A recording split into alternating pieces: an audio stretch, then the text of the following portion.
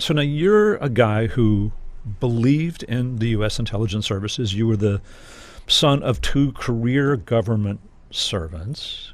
When you discover this broad surveillance, what impact does it have on you emotionally?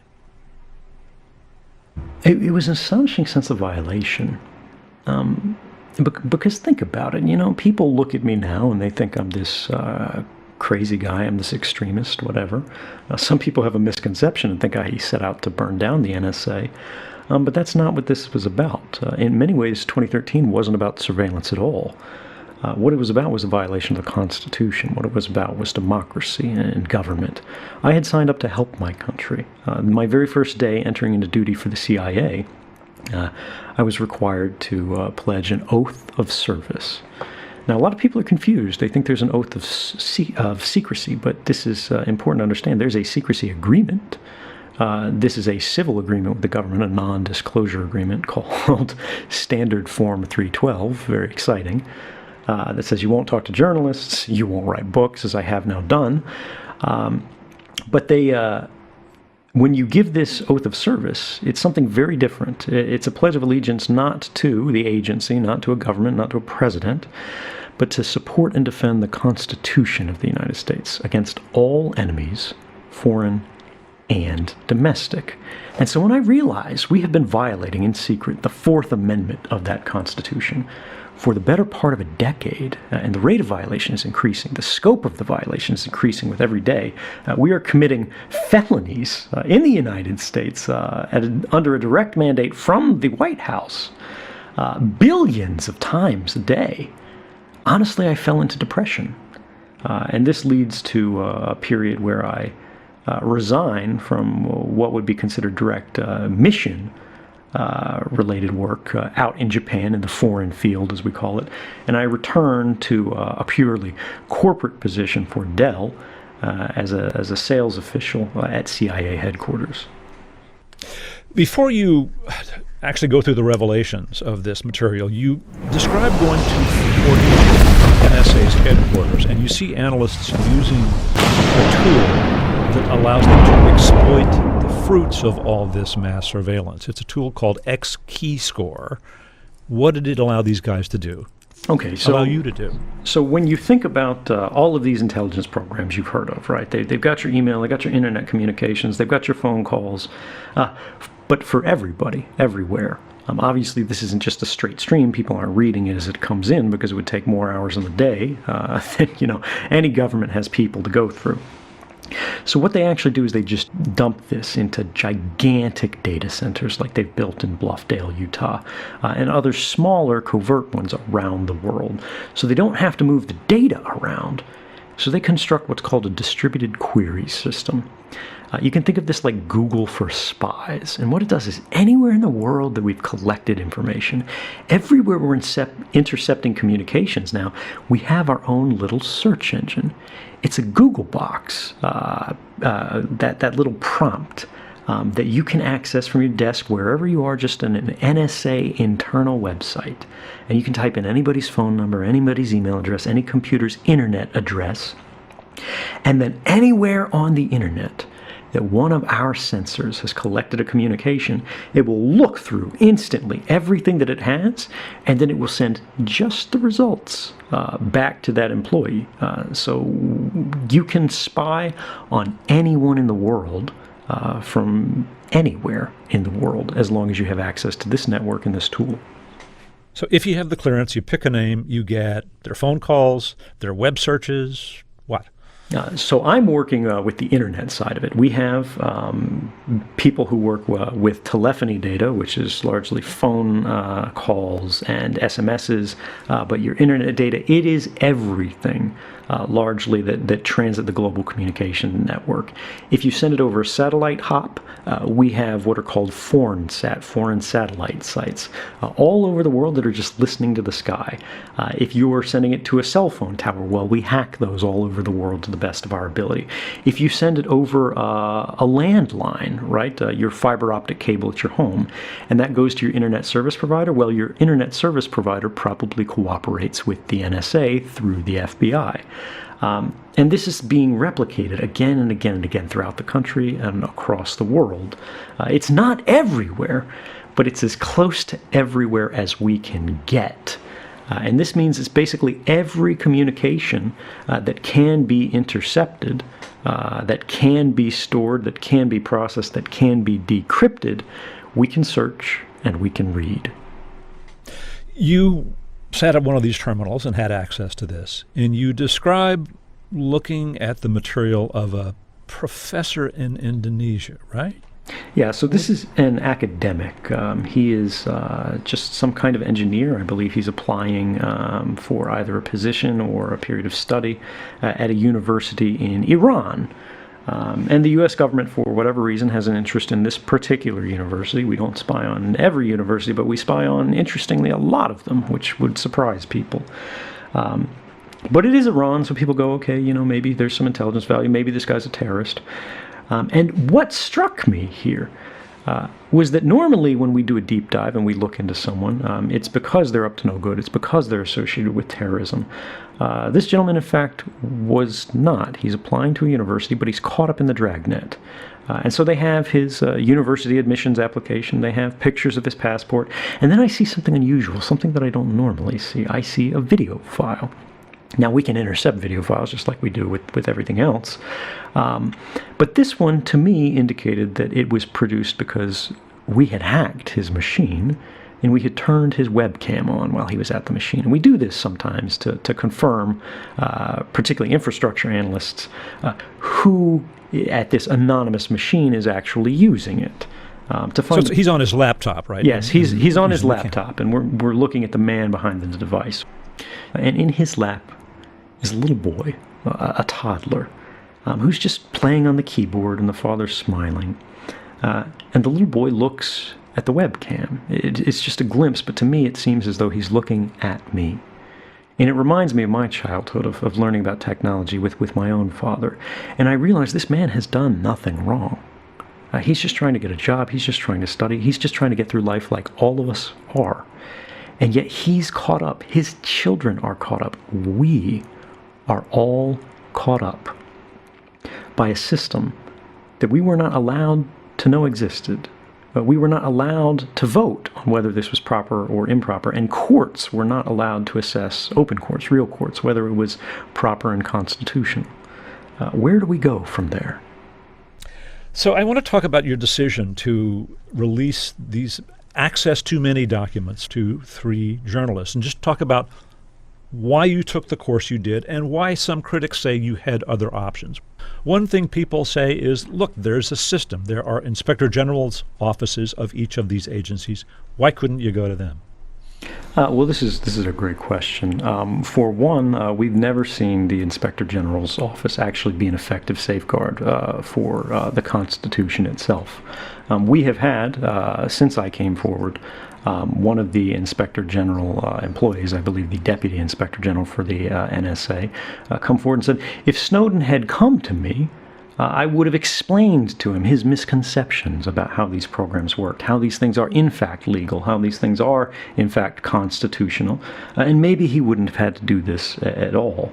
The Inspector General is a great resource to have if someone is a middle manager and they're engaged in sexual harassment, or they are embezzling, or something of that nature.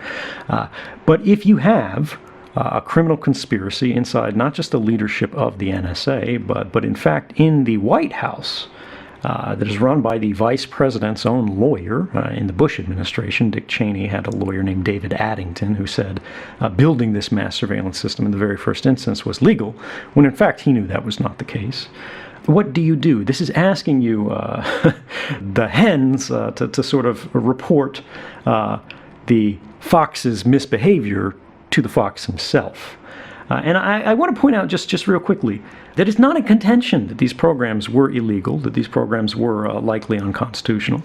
That's not my assertion. That is the assertion of the very first federal court, I think a ruling of Judge Leon, in the wake of these disclosures. Prior to the revelations of mass surveillance in 2013, the government, A, said these things weren't happening, B, if they were happening, they were legal, and C, why are you even asking about this in the first place?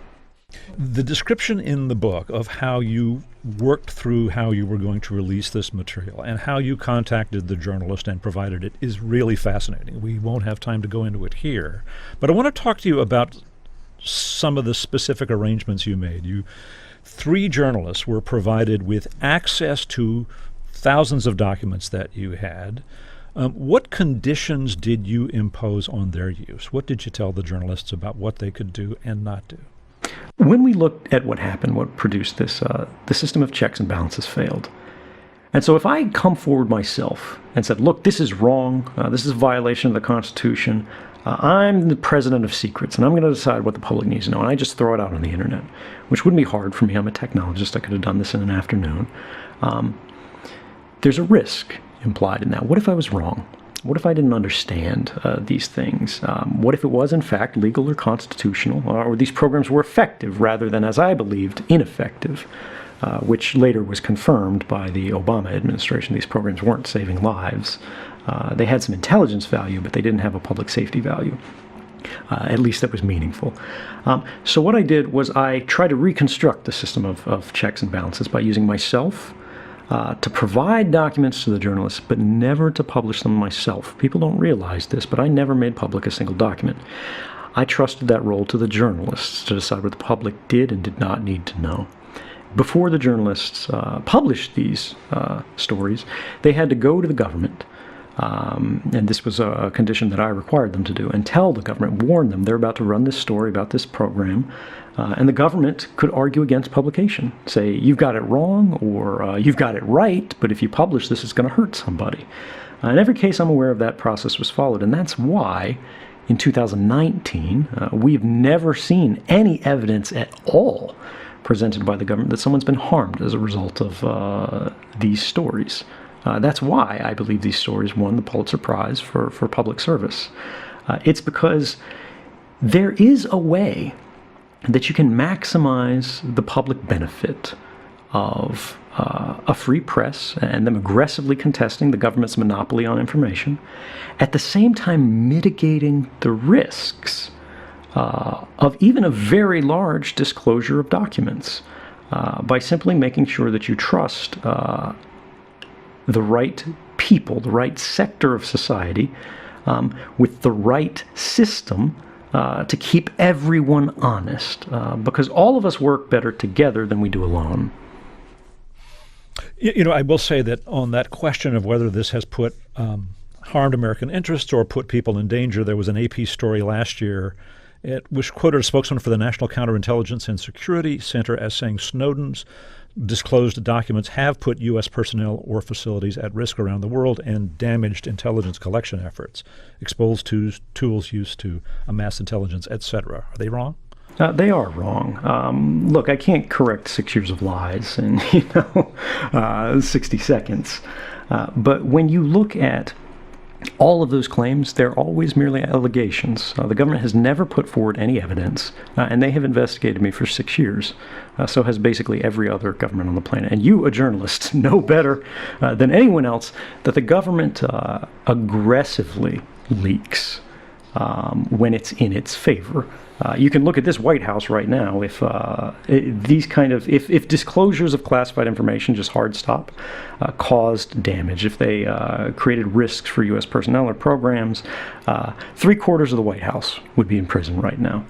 They're not, because the vast majority of leaks, while they are uncomfortable, while they are embarrassing, or sometimes beneficial to government, far more is classified than actually needs to be. So yes, the government has made those allegations, and they will continue to make those allegations. But look, the thing that we always have to ask is, what is the evidence to back that assertion? And they've never provided that, and I'm quite confident they never will, because it didn't happen. You fully expected to be identified. You eventually identified yourself to explain your motives. As you were planning this, what kind of future did you envision for yourself? The likeliest outcome for me, hands down, was that I'd spend the rest of my life in an orange jumpsuit. But in prison? Yes, but that was a risk that I had to take. So now you're You've been in Moscow for 6 years. Lindsay Mills has joined you. You are now married. You live in a 2-bedroom apartment. What kind of security precautions do you take? You didn't want to go to a studio for this interview, right? You're pretty careful, aren't you? Yeah, well, I run my own studio because, people ask how I make my living, and I give lectures. I speak publicly for the American Program Bureau, and places book me to speak about the future of cybersecurity, what's happening with surveillance, and about conscience and whistleblowing. But I do, I've never been the nightclub type. I'm a little bit of an indoor cat. Whether I lived in Maryland or New York or Geneva or Tokyo or Moscow, I'll always spend the majority of my time looking into a screen. So yeah, while I'm out on the street, I try not to be recognized. I also live a much more open life now than I did back in 2013, because it seems the consensus has resolved that anyone who tries to kill me is only going to prove my point. Do people ask you for selfies? Usually I get that when I'm identified because I'm meeting journalists at a hotel or something. Out on the street, almost no one recognizes me, which to a privacy advocate is just the most wonderful gift that you can get. I do get noticed sometimes, like when I go in computer stores or if I went in a museum once. Germans seem especially good at identifying me. I'm not sure why. Maybe it was how I was covered in the media. But they ask for selfies, and of course I'm happy to provide them. I mean, you say in the book that you try to go out with a hat on, you might change your beard. Why do you not want to be recognized? What do you fear? Well, think about it. I mean, you work in media.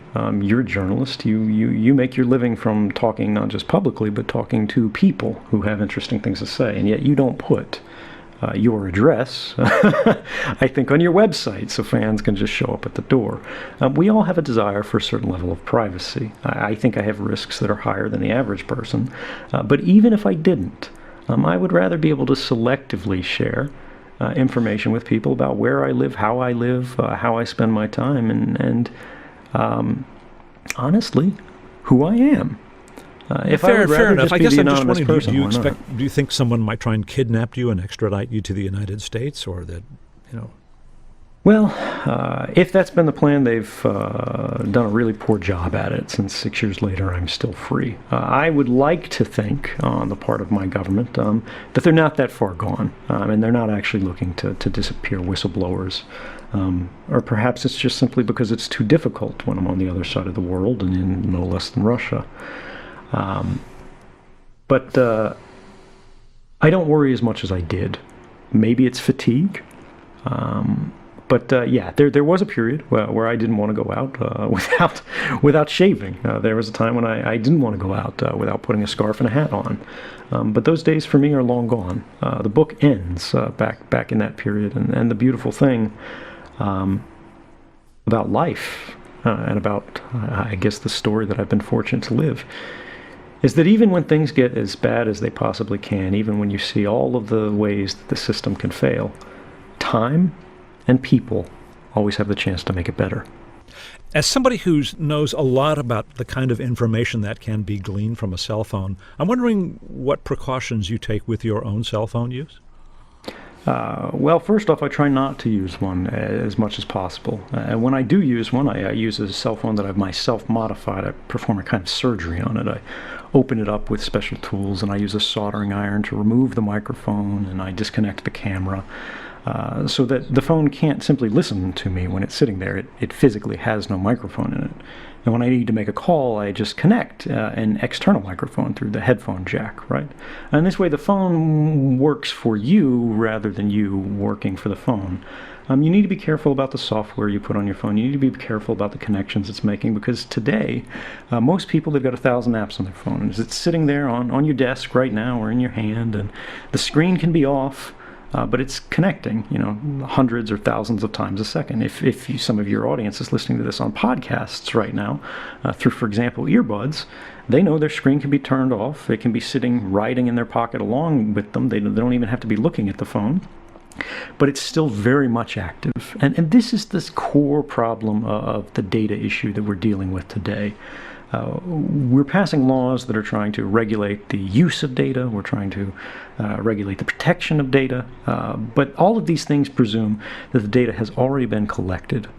What we need to be doing is we need to be regulating the collection of data, because our phones, our devices, our laptops, even just driving down the street with all of these systems that surround us today, is producing records about our lives. It's the modern pollution. It is invisible, but it still harms us. But it doesn't harm us for some years. Let me ask you one other question. You've lived in Russia for 6 years now. Do you see yourself making a life there, or do you hope to come home someday? My ultimate goal will always be to return to the United States. And I've actually had conversations with the government, last in the Obama administration, about what that would look like. And they said, you should come and face trial. And I said, sure, sign me up. Under one condition.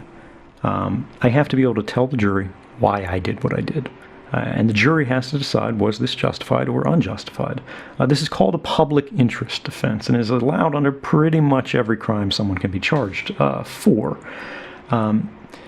Even murder, for example, has defenses. It can be self-defense and so on and so forth. It could be manslaughter instead of first-degree murder. But in the case of telling a journalist the truth about how the government was breaking the law, the government says there can be no defense, there can be no justification for why you did it. The only thing the jury gets to consider is, did you tell a journalist something you were not allowed to tell them? If yes, it doesn't matter why you did it. You go to jail. And I have said, as soon as you guys say, for whistleblowers, it is the jury who decides if it was right or wrong to expose the government's own law-breaking. I'll be in court the next day. Unfortunately, the Attorney General at the time sent back a letter saying, that sounds great, but all we can do for you right now is we will promise not to torture you. So I'd say negotiations are still ongoing. Although you haven't actually negotiated since the Obama administration, right? Right. We're waiting for their call, but the ball is very much in the government's court. Edward Snowden, thanks so much for speaking with us. Thank you for having me. Edward Snowden spoke to Fresh Air's Dave Davies from his apartment in Moscow. Snowden's new memoir is called Permanent Record. Their interview was recorded Tuesday morning. Soon after, the news broke that the U.S. Justice Department filed suit to recover all proceeds from Snowden's book, alleging that he violated non-disclosure agreements by not letting the government review the manuscript before publication. Snowden's attorney, Ben Wisner, said in a statement that the book contains no government secrets that have not previously been published by respected news organizations, and that the government's pre-publication review system is under court challenge. If you'd like to catch up on Fresh Air interviews you missed, like our interviews this week with New York Times reporters Robin Pogrebin and Kate Kelly about their book The Education of Brett Kavanaugh, or Andrea Mitchell of NBC News and MSNBC, who's about to receive an Emmy for Lifetime Achievement, check out our podcast. You'll find lots of Fresh Air interviews.